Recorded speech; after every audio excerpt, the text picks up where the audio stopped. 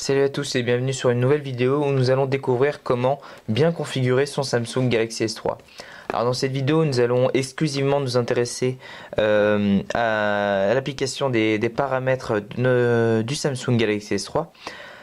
Alors sans attendre, on va se rendre dans les paramètres du Samsung Galaxy S3. Donc vous appuyez juste ici sur le bouton, vous allez dans paramètres. Alors tout d'abord pour commencer, je vais juste aborder vraiment tous les points essentiels disponibles dans la petite application, enfin dans l'option paramètres. Donc tout d'abord, vous allez commencer avec la Wi-Fi. Donc la Wi-Fi, elle vous permet de vous connecter à Internet sans utiliser votre crédit Internet. Donc la Wi-Fi, pour l'activer, il vous suffit simplement d'activer l'option Wi-Fi sur votre box. Donc la plupart du temps, c'est un bouton sur lequel il faut appuyer. Alors ensuite, vous avez juste à faire analyser pour rechercher les réseaux Wi-Fi disponibles. Donc voilà, moi j'ai le mien, Orange ici. Lorsque vous êtes, bon, je ne vais pas l'oublier, lorsque vous faites analyser, vous allez en trouver un. Il suffit de vous cliquer dessus, d'appuyer dessus, et ici vous aurez se connecter. Vous appuyez dessus. Si vous n'avez pas mis de mot de passe, si vous avez désactivé les mots de passe de votre Wi-Fi, ça se connectera automatiquement. Mais si vous en avez mis un, il vous restera juste à regarder en dessous votre Livebox, enfin de votre box. Livebox c'était chez Orange, sur le côté ou en dessous le numéro de code Wi-Fi. Si, attention, alors là il existe un souci qu'on rencontre pas mal de personnes ayant une Livebox, c'est-à-dire une box chez Orange. En fait, Orange empêche les téléphones de se connecter par Wi-Fi. Alors, tout simplement, pour pouvoir contourner ce problème, il vous suffit simplement donc de rester sur les paramètres, de descendre et d'aller dans à propos du téléphone. Donc vous appuyez dessus. Ensuite, vous allez aller dans État. Et dans État, en fait, ici, vous avez un numéro, adresse MAC Wi-Fi. Donc je vais vous rapprocher. L'adresse MAC Wi-Fi. Donc voilà, mon numéro, le mien, voilà, c'est le 88 2.30, etc. Alors, qu'est-ce que vous allez faire avec ce numéro? Tout d'abord, je vous conseille de le noter. Vous allez ensuite aller sur votre ordinateur. Allez dans les paramètres de votre box, c'est-à-dire c'est le lien qu'il faut taper, c'est quelque chose comme 192 points, enfin voilà, ça change selon les box. Si vous ne connaissez pas le numéro, comment dire, la suite de chiffres qu'il faut taper pour vous rendre sur les paramètres de votre box, il vous suffit simplement de faire une recherche sur Google, de taper accéder aux paramètres de la box et taper le nom de votre opérateur Orange, SFR, etc. Ensuite, il vous suffira simplement d'aller dans les paramètres Wi-Fi et d'ajouter votre adresse MAC aux adresses acceptées pour la Wi-Fi. Ensuite, nous allons passer au deuxième point qui est le Bluetooth. Le Bluetooth, ça ne change absolument pas des autres téléphones. Il suffit juste de bouger ici, hop, pour activer votre Bluetooth et vous pourrez en un clic après faire analyser et trouver le téléphone avec qui vous voulez faire un échange, échanger vos photos, vos vidéos, vos musiques. Ensuite, nous allons nous intéresser à l'utilisation des données. L'utilisation des données, en fait, cette application va nous permettre de nous informer sur les applications qui consomment des données pour Internet. Alors vous voyez par exemple moi l'application qui utilise le plus c'est YouTube, ensuite Internet, Twitter, Chrome. Donc ça vous n'avez pas vraiment d'informations qui va vous servir à configurer votre Samsung Galaxy S3, mais ça vous permet de vous tenir au courant. Voilà. Ensuite nous allons passer à l'application, enfin aux paramètres supplémentaires. Dans les paramètres supplémentaires on a la possibilité d'activer le mode hors ligne qui déconnecte. Voilà, en fait ça va déconnecter de tout, c'est-à-dire ça va déconnecter d'internet, couper votre ligne. C'est des modes hors ligne, c'est le mode souvent qu'on utilise en avion, qui est aussi appelé mode avion sur d'autres téléphones, qui coupe toutes les données, qu'on ne reçoit plus rien, donc on ne pouvait plus recevoir des SMS ni d'appels. Ensuite on a le réseau mobile. Le réseau mobile, il va vous permettre, donc, quand vous activez les données mobiles, ça va activer l'internet sur votre téléphone. Donc la 2G, la 3G, etc. Ensuite, on a le nom des points d'accès. C'est quand, par exemple, vous allez allumer pour la première fois votre Samsung Galaxy S3, que vous venez d'avoir votre nouveau réseau et qu'en fait Internet ne marche pas. Il suffit juste de changer ici pour trouver lequel marche pour avoir accès à Internet. Ensuite, on a le mode de réseau. Le mode de réseau, c'est selon l'endroit où, enfin, le réseau que vous préférez, soit 2G ou 3G, c'est-à-dire s'il ne capte pas la 3G, il va se mettre en 2G. S'il ne capte pas, voilà, si vous voulez que de la 2G, que de la 3G, voilà. Donc la 2G va être moins rapide que la 3G, donc je pense que ça avez compris. Opérateur réseau, donc voilà, si vous captez pas du tout, c'est un peu la même option que pour Internet. Donc il va rechercher les réseaux disponibles.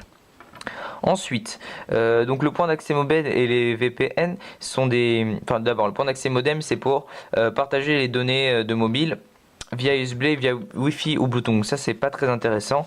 Non plus le VPN.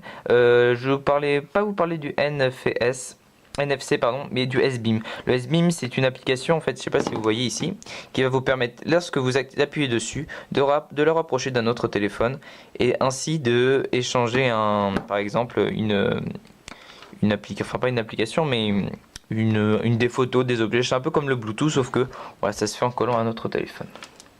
Ensuite, on va voir, je crois que c'est tout.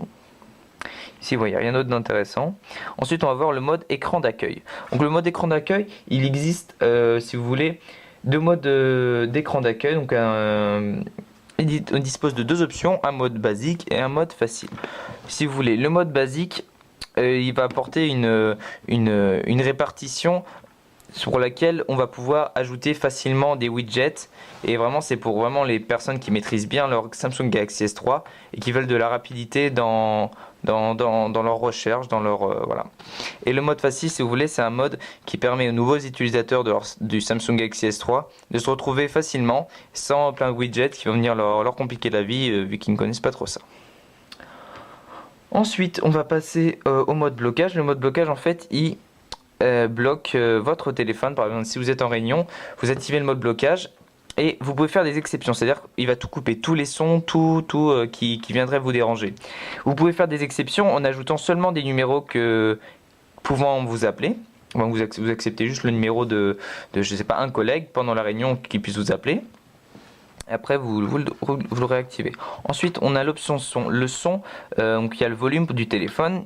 Alors, donc, ici c'est la première, ça active les volumes de musique, des jeux et des autres médias, par exemple des vidéos. Ensuite, là, vous pouvez voir que si vous n'avez pas, alors là vous voyez que je suis en mode vibreur, donc ça fait comme ça, le petit icône là. Si tant que j'ai pas mis sur mode fort, je ne peux pas changer les notifications et le système.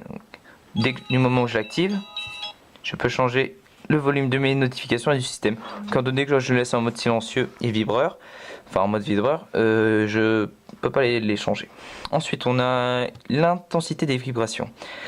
Alors l'intensité des vibrations, il y a trois options: l'appel entrant, les notifications et le retour tactile. Donc l'appel entrant, c'est lorsqu'on va vous appeler, on peut régler la sensibilité, donc moi je la mets normal. On peut faire la même chose pour les notifications, par exemple quand on reçoit un SMS ou quand on reçoit un message sur notre boîte mail. Et le retour tactile, c'est ici. Hop, voilà, on peut le régler. Ensuite, les sonneries, donc je ne vais pas vous les exposer, c'est les sonneries que vous pouvez mettre lorsqu'on vous appelle, et vous pouvez même en ajouter. Et par exemple, vous rendre ici sur vos musiques que vous avez déjà installées sur votre téléphone. Ensuite, donc vibration, bon voilà, c'est les différentes formes de vibrations qu'on peut avoir. Les notifications, donc voilà, c'est les différents sons aussi pour les notifications quand le téléphone est sur fort. Ensuite, on a son clavier numérotation. Donc en fait, ça émet un son lorsqu'on appuie sur le clavier de numérotation. Donc par exemple, je vais appeler le 06. Donc quand j'appuie 0 et 6, ça va vibrer. Tonalité des touches. Donc là, ça fait un son lorsque l'on sélectionne un élément sur notre écran. Bon, on va déplacer une application. Son verrouillage écran, donc ça émet un son voilà, enfin ça vibre lorsqu'on verrouille ou qu'on déverrouille son Samsung. Ensuite on a le retour tactile, donc c'est ici qu'on a vu tout à l'heure, hop, qu'on appuie sur le bouton retour. Ensuite nous avons le tactile auto, donc ça c'est pas très important. Et enfin le mode son, en fait c'est assez pratique lorsque vous écoutez beaucoup de musique avec vos oreillettes ou vos casques, il vous permet d'obtenir une qualité auditive maximale, avec un petit tuto qu'il faut suivre. Ensuite on a l'affichage. L'affichage, tout d'abord on a les fonds d'écran où il y a différentes options. Les fonds d'écran d'accueil, le fond d'écran d'accueil c'est celui-là. c'est le fond d'écran normal, ici. Ensuite, on a le fond d'écran de verrouillage, c'est quand on verrouille notre téléphone, c'est le fond qui est ici. Moi j'ai mis le même, ça met un peu de temps à charger. Voilà, moi j'ai mis le même. Et fond d'accueil et de verrouillage, c'est quand on veut changer et mettre les deux en même temps, parce que là c'est un par un. Ensuite, on a les témoins lumineux. Les témoins lumineux, alors c'est par exemple qu'on peut choisir le témoin lumineux quand notre téléphone est en charge ou quand il finit d'être chargé, c'est la couleur à change, quand le batterie est faible, quand on reçoit un SMS, enfin une notification, ou lorsqu'on reçoit un mémo vocal. Ensuite, la fenêtre multiple, si vous voulez, c'est ici. Hop, c'est le petit raccourci ici qui permet d'avoir deux applications en même temps et qui se fait disparaître comme je l'ai montré sur notre tuto en restant appuyé ici ou bien en appuyant ici comme ça. Donc moi je vais le laisser mais je le fais disparaître. Ensuite, important, on a ici le mode d'écran. Donc voilà, ça change, ça varie, fait varier les couleurs. Donc si vous voulez, on a le mode vidéo avec des couleurs plus ternes, naturel, donc vraiment un peu naturel, standard, donc normal, et dynamique avec des couleurs pétantes. Ensuite, au niveau de la luminosité, on peut régler une luminosité en la mettant à plus 5, c'est-à-dire elle éclaire beaucoup, ou carrément à moins 5, l'éclaire au minimum. En la mettant au maximum, vous consommez plus de batterie, en la mettant au minimum, vous en consommez beaucoup moins. Ce que je vous conseille de faire, c'est laisser cocher une luminosité automatique qui vous permet, en fait votre téléphone fera automatiquement, si vous voulez, une mise au point par rapport à la luminosité selon la lumière environnante. Après la mise en veille de l'écran, c'est-à-dire l'écran qui s'éteint tout seul, enfin qui se verrouille, comme si on l'avait verrouillé au bout d'un certain temps. Moi j'ai mis 10 minutes parce qu'autrement c'est 1 minute, c'est un peu rapide. Lorsqu'on regarde une vidéo par exemple, il peut se verrouiller, c'est agaçant. Ensuite l'écran de veille, bon c'est le même principe. Rotation intelligente si vous voulez, c'est qu'il va... Alors si vous voulez, si mon téléphone je le mets comme ça, il passe en mode paysage. Autrement quand je le mets comme ça, il passe en mode portrait. En fait si vous voulez, la rotation intelligente, ça va permettre que lorsque... en fait il va se servir des capteurs du téléphone pour capter votre visage et voir si vous le regardez toujours. Par exemple si vous allez être comme ça sur votre lit en train de regarder et d'un coup vous allez vous mettre un peu la tête de côté, pour éviter qu'il mette en mode paysage, en fait il va la laisser en mode portrait. Voilà, et en fait il suit votre regard. Ensuite veille intelligente, donc c'est la même chose, lorsque vous regardez plus votre téléphone il se met en veille. Durée des éclairages des touches, si vous voulez, ici c'est... Je vais mettre toujours activé pour vous montrer. C'est ici, les touches qui se mettent. Bon, moi, ça, je trouve que ça n'a pas grand intérêt. Les MIG, on peut les désactiver. Bon, moi, j'ai mis 1,5 secondes. Ensuite, afficher le pourcentage de la batterie. Si vous voulez, là, ma batterie, elle n'a pas les pourcentages. Et lorsque j'appuie ici, on sait exactement combien de pourcentage de batterie il me reste. Donc là, il me reste 69%. Réglage automatique de l'écran. Donc, c'est ce que je vous ai montré tout à l'heure. Si vous voulez, pour la luminosité, en fait, elle se règle ici aussi. Hop, en baissant ici. Et vous pouvez régler ici la luminosité. Vous laissez en mode automatique. Enfin, on arrive stockage, c'est pas très important en fait, c'est pour vous montrer toutes les applications et ce que vous avez dans votre téléphone. Le mode économique lorsque vous l'activez, il vous permet de mettre le téléphone si vous voulez au minimum de ses capacités, c'est-à-dire qu'il va fermer toutes les applications dès que vous allez quitter. Il va mettre la luminosité au maximum, en fait vraiment le mettre au minimum de ses capacités pour garder un maximum de batterie. Ensuite la batterie, ça vous montre selon les applications combien elle consomme. Pour moi c'est l'écran vraiment qui consomme le plus et vous dit combien de temps il reste de batterie. Les dernières applications, il va vous permettre, lorsque par exemple vous avez une application bug ou vous voulez la quitter, quand vous l'avez quittée, elle est toujours en route, on la voit dans l'exécution quand elle est encore en route. Par exemple, je vois j'ai S-Voice et je veux fermer S-Voice parce que je l'ai quitté ou qui bug. Il suffit d'aller sur gestionnaire d'applications, tout fait S-Voice et forcer l'arrêt. On va voir du coup quand je vais aller dans exécution que S-Voice n'y est plus. Ensuite, service et localisation va permettre par exemple des applications qui ont besoin de savoir où est-ce que vous habitez comme Google Maps de vous retrouver exactement. Écran de verrouillage, donc on a vu ça tout à l'heure. Enfin, on a vu ça avec pour les thèmes, pour les fonds d'écran. Donc là, on peut voir, soit on peut le verrouiller en glissant ou mettre des widgets là ajoutés. Après, il n'y a pas de choses très intéressantes. Ensuite, la langue, bon voilà, vous pouvez changer la langue ici de votre téléphone. Ici, changer, ici, hop. Changer la langue du clavier Samsung, vous la mettez en anglais, en ce que vous voulez. Voilà. Texte intuitif, ça va mettre enfin voilà, ça va vous donner, vous commencez à taper par exemple bonjour, marqué BON, il va vous le mettre bonjour, donc hop, c'est un gain de temps. Ensuite, On peut changer aussi là le clavier AZERTY, le mettre en vieux clavier, vous savez, où ça fait ABC, enfin voilà, comme les anciens téléphones. Ensuite on a sécurité, donc là on peut ajouter des mots de passe sur son téléphone, changer le code PIN. Alors cloud c'est pas très intéressant. Alors les comptes ici, c'est quand vous voulez ajouter votre compte Google, voilà, vous pouvez en mettre un autre.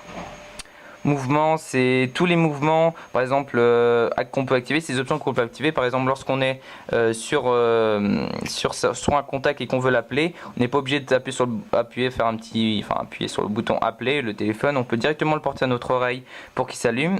Ou bien lorsqu'on écoute de la musique, lorsqu'on prendra notre téléphone, on le mettra sur ce sens, il n'y aura plus de son. Voilà, c'est des petites options sympas. Ensuite accessoires, donc là c'est pour voilà, tout ce qui est station d'accueil et tout, donc des petites options vraiment qui peuvent être pratiques. d'ATR, je peux vous montrer. Accessibilité, donc là c'est tout ce qui peut être montrer les mots de passe lorsqu'on les tape, utiliser des couleurs négatives pour le téléphone, donc ça sert un peu à pas grand chose. Changer la taille de la police, voilà. Par rapport à la balance audio, lorsque vous écoutez, voilà, si vous voulez plus de son à gauche, plus de son à droite, donc ça marche seulement lorsqu'on a un casque ou des oreillettes. Ensuite, auto-mono. Auto-mono, ça va servir quand vous utilisez une mono-oreillette, si vous voulez. Quand vous utilisez une mono-oreillette, bah voilà, pour que le son soit optimal dans une seule des oreillettes, il faudra appuyer ici. Et enfin, à propos de l'appareil, vous avez toutes les mentions légales de votre téléphone, donc que ce soit la version Android, la version kernel, ainsi que la bande passante. Un petit truc sympa, lorsque vous restez appuyé, vous appuyez plusieurs fois sur votre version Android, il y a ça qui apparaît, donc là, faut toucher un peu.